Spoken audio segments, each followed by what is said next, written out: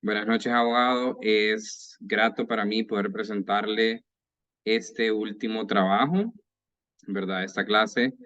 Realmente que siento que ha sido una clase bien productiva y pues de mucho aprendizaje, ¿verdad? Entonces, vamos a empezar hablando del proceso, ¿verdad? En este capítulo del libro, pues se nos habla del proceso y el gran dilema, ¿qué realmente es el proceso? ¿Qué es el proceso?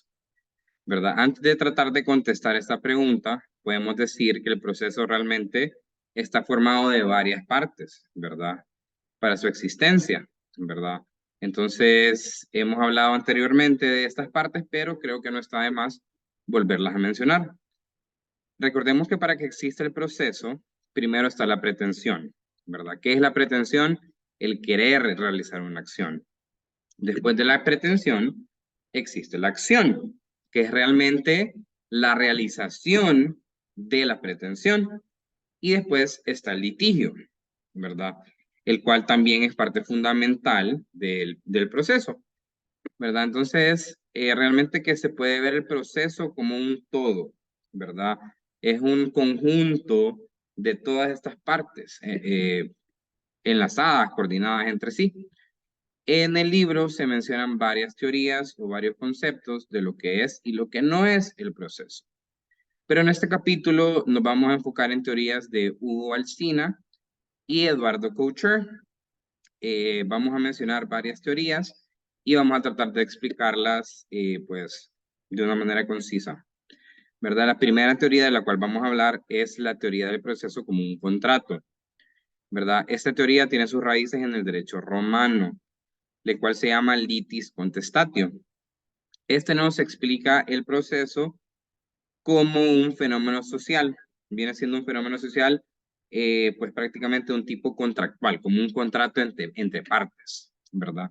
Realmente esta teoría ya ha sido superada porque pues entendemos de que en muchos casos se necesita la intervención coactiva del Estado para que se puedan resolver esos conflictos, ¿verdad? O sea, generalmente entre dos personas no se va a resolver así un conflicto, ¿verdad? Muchas veces se necesita de la coacción del Estado, perdón, la fuerza coactiva del Estado para que se puedan resolver dichos conflictos, ¿verdad?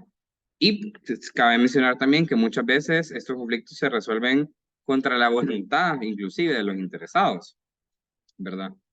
También existe la teoría como teoría del proceso como un cuasi contrato. Esta es parecida realmente a la teoría previamente explicada, pero es un poco menos radical. Esta prácticamente es realizada por el método de eliminación, ¿verdad? Entonces se estima que no es un contrato, tampoco es un delito, ni un cuasi delito. Por ende, la única opción que queda es el cuasi contrato. Teoría que también ya realmente que ha sido desestimada, ¿verdad? Ya superamos esas teorías antiguas.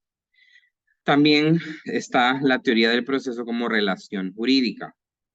Esta tesis se podría decir que es la más extensa. En el libro no está tan extensamente explicada, pero sí dice el libro que es la más extensa y también que es la más aceptada entre los procesalistas, ¿verdad? En esta teoría prácticamente se estima o expone en pocas palabras, que toda relación jurídica se establece entre dos o más sujetos.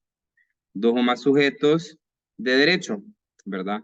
Y el contenido de toda relación jurídica es siempre un conjunto de derechos y obligaciones, ¿verdad? Entonces, prácticamente, ¿qué es lo que dice el libro? Que la relación jurídica es una relación jurídica porque hay derechos y hay obligaciones. Todos tenemos derechos y tenemos obligaciones, ¿verdad? Y toda imputación normativa presupone un derecho y a su vez una obligación. Entonces, por eso se dice que está en una relación jurídica, ¿verdad? También tenemos la teoría del proceso como una situación jurídica. Esta teoría es expuesta por Goldschmidt. Se afirma, pues, que los presupuestos procesales, que los presupuestos procesales, capacidad de las partes y competencia del juez no realmente que no son condiciones de una relación jurídica, sino que una sentencia de fondo válida. Aquí Este autor Goldschmidt realmente que no acepta el término de derechos y obligaciones.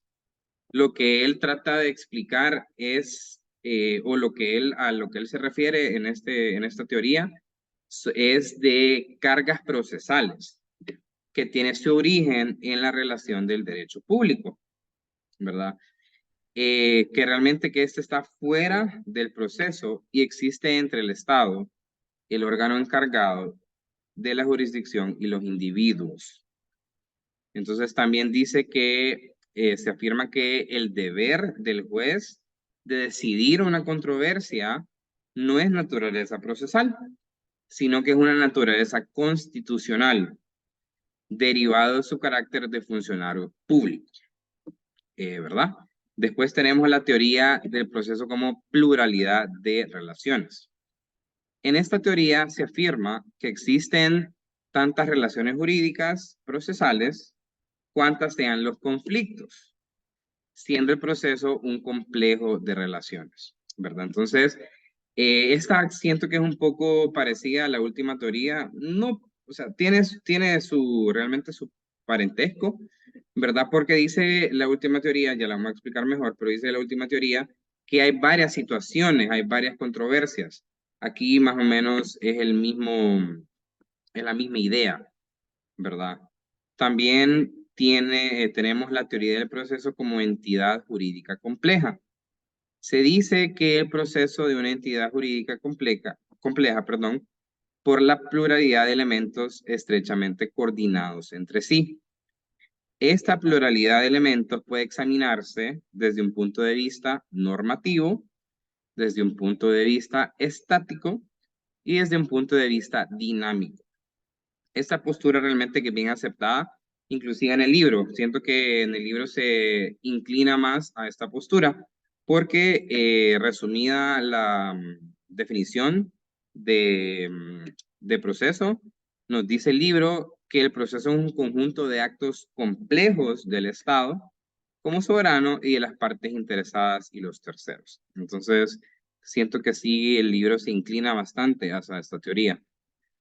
También tenemos la teoría del proceso como institución. Esta es la última teoría que nos establece el libro, ¿verdad? En este caso, se estima que la institución es un complejo de actividades relacionadas entre sí por el vínculo de una idea común objetiva. La institución se compone de dos elementos fundamentales, ¿verdad? La primera es la idea objetiva, que este es el conjunto de voluntades que se adhieren para lograr su realización.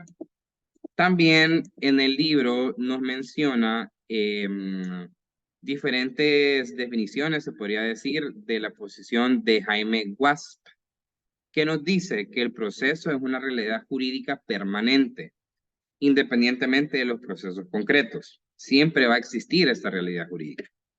También nos dice que tiene un carácter objetivo, que trasciende de las voluntades individuales que lo provocan, ¿verdad? Se ha hablado anteriormente de que no siempre el que provoca el conflicto va a ser el que resulte ganador, por así decirlo, del conflicto, ¿verdad?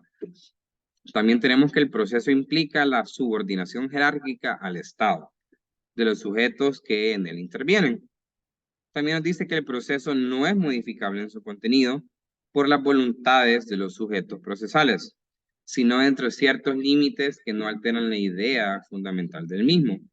Y también, por último, nos dice que el proceso es adaptable a las necesidades de cada momento.